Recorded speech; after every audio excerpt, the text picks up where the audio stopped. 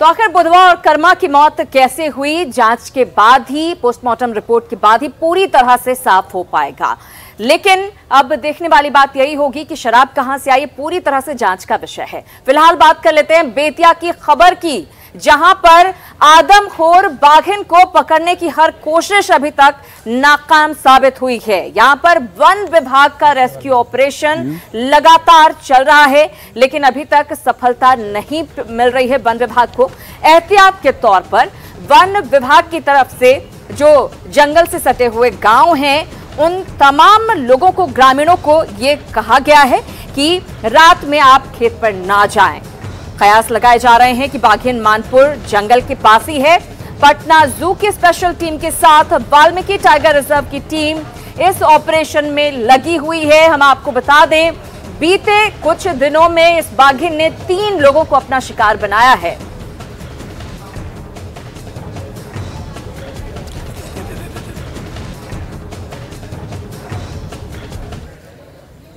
और चलिए बात करते हैं बोर्ड परीक्षाओं की, जिसकी आज से शुरुआत हो गई है। जी हां, 16 लाख से ज्यादा ऐसे छात्र हैं जो बोर्ड की परीक्षाएं दे रहे हैं और कहा जा रहा है कोविड नियमों का पालन करते हुए कदाचार मुक्त परीक्षा कराई जा रही है। लेकिन ये भी सवालों के घेरे में। हम आपको 2 तस्वीरें भोजपुर की दिखाते हैं। इन तस्वीरों को देखकर आप भी अंदाजा लगा पाएंगे कि दावों में कितनी सच्चाई है। देखिए, आरा में 53,000 छात्र परीक्षा में शामिल हो रहे हैं और कोविड नियम जो है वो ताक पर रखे गए हैं। मास्क, सोशल डिस्टेंसिंग कहां है किसी को नहीं पता है। और दूसरी तस्वीर देखिए, कदाचार मुक्त परीक्षा की दावा किया जा रहा था, लेकिन ये तैयारी भी है कि कैसे चिट पुर्जा बनाया जाएगा, कैसे परीक्षा में कोई सवाल का आंसर आता है और अगर चिट से भिड़ गया तो उससे जवाब दे दिया जाएगा। तो मैट्रिक की परीक्षा चल रही है और दावों में कितना दम है, ये इन 2 तस्वीरों के जरिए आप समझ सकते हैं। एक तरफ कोविड नियमों का उल्लंघन हो रहा है तो दूसरी तरफ कदाचार मुक्त परीक्षा की भी पोल खुल रही है। तो आरा की तस्वीरें आपने देखी, किस तरह से चीट पुर्जे यहां पर बनाए जा रहे थे। और अब बात करते हैं रोहतास की, जहां से एक हैरान करने वाली तस्वीर सामने आई है। यहां हम आपको बता दें कि जितने भी छात्र परीक्षा देने के लिए पहुंचे, उन सभी के जूते मोजे उतरवा दिए गए। दरअसल तस्वीरें हम आपको दिखा रहे हैं सासाराम के उच्च विद्यालय चौखंडी पथ रोजा रोड स्थित परीक्षा केंद्र की।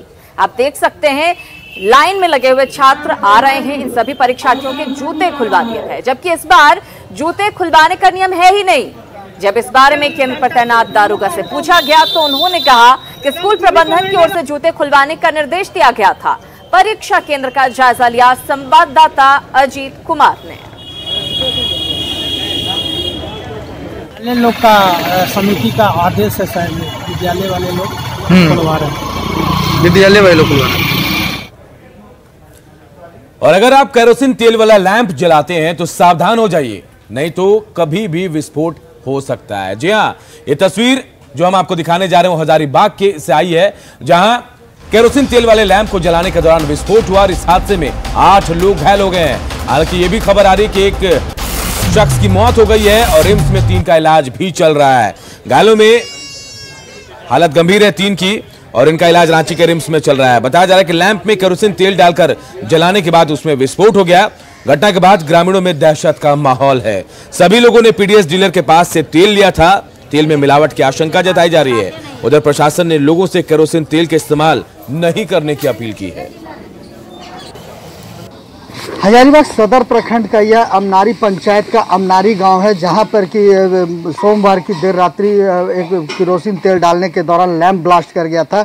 और ये वही घर है जहां की 3 लोग हादसे में शिकार हो गए और जिनका कि इलाज इस समय रिम्स में चल रहा है। हालांकि इसी गांव के एक घर में एक महिला और घायल है, जिसका इलाज हजारीबाग सदर अस्पताल में चल रहा है। इसके साथ साथ चुटियारों में भी यहाँ पे 4 लोग जख्मी हुए हैं, लैंप में तेल डालने के दौरान ब्लास्ट हुआ है। 6:30 बजे एक महिला इस घर में थी, वो सविता देवी, वो लैंप में तेल डाल रही थी। लैंप जल रहा था, उसी क्रम में लैंप में और जो जर्किन था जार, उसमें विस्फोट हो गया। तो महिला लगभग 70% और उसके 2 बच्चे साथ में थे, एक पवन कुमार और आयुष कुमार, वो दोनों भी 60% झुलस गए हैं, जिसको वह हम लोग इलाज के लिए गाँव के लोगों के सहयोग से पहले हजारीबाग सदर अस्पताल ले गए और बेहतर इलाज के लिए उन लोग को हम लोग रांची भिजवाए हैं। अमनारी में उसी दिन सेम डे में 15-20 मिनट के बाद दूसरी घटना घटती, वो भी एक ढिबरी में तेल डाल रही थी महिला वो भी डिबरी और उसका भी जार जो है ब्लास्ट कर जाता है और वो भी झुलस जाती है, उसका भी सदर अस्पताल में इलाज चल रहा है। हम उठाए थे 14 तारीख का जनवरी में तो जनवरी वाला तेल जो है सो हम वितरण किए हैं जनवरी में, और वही तेल से जला रही थी। अभी तो फरवरी वाला तेल मेरा मिला नहीं है, और बाकी हम क्या बोल सकते हैं। तो कितने लोगों को आपने तेल बांटा था? जितना हमारा राशन कार्ड है 300 कार्डधारियों को ही सबको वितरण किए हैं। देखिए, निश्चित रूप से किरोसिन में ही कोई गड़बड़ी है जिसकी वजह से यहाँ पे इस तरह की घटना घटी। हालांकि जो गांव के डीलर हैं उन्होंने यहाँ के कार्डधारियों से अपील किया है कि अभी इसका इस्तेमाल नहीं करें। वहीं जिला प्रशासन भी इस बात को लेकर अब तागिद है और यहाँ पे इसकी मामले की जाँच में जुटी है। बहरहाल अब यह देखने वाली बात होगी कि कहां से गड़बड़ी हुई है और आखिर इस हादसे के पीछे कौन इसको जिम्मेवार है। इन तमाम चीज़ों को लेकर जिला प्रशासन इस समय मुस्तैद है और जानकारी इकट्ठा करा रहा है, मामले की जांच भी कर रही है।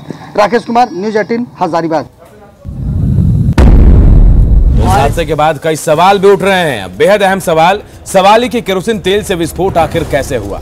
बिल्कुल, केरोसिन तेल में क्या कोई गड़बड़ी थी? क्योंकि एक के बाद एक दो ऐसी घटनाएं सामने आ गई। एक जगह ढिबरी में तेल डाला जा रहा था और दूसरी जगह लालटेन में। और देखिए, सवाल ये भी बेहद अहम कि क्या केरोसिन तेल में मिलावट की गई थी, और अगर केरोसिन तेल में मिलावट की गई थी तो ये मिलावट किसने की, ये भी बड़ा सवाल है। या पीडीएस डीलर की गलती थी? यहां गलती भी देखनी पड़ेगी। ये तमाम सवाल हैं जो बेहद अहम। न्यूज़ 18 इन सवालों को उठा रहा है इस हादसे के बाद। और बात करते हैं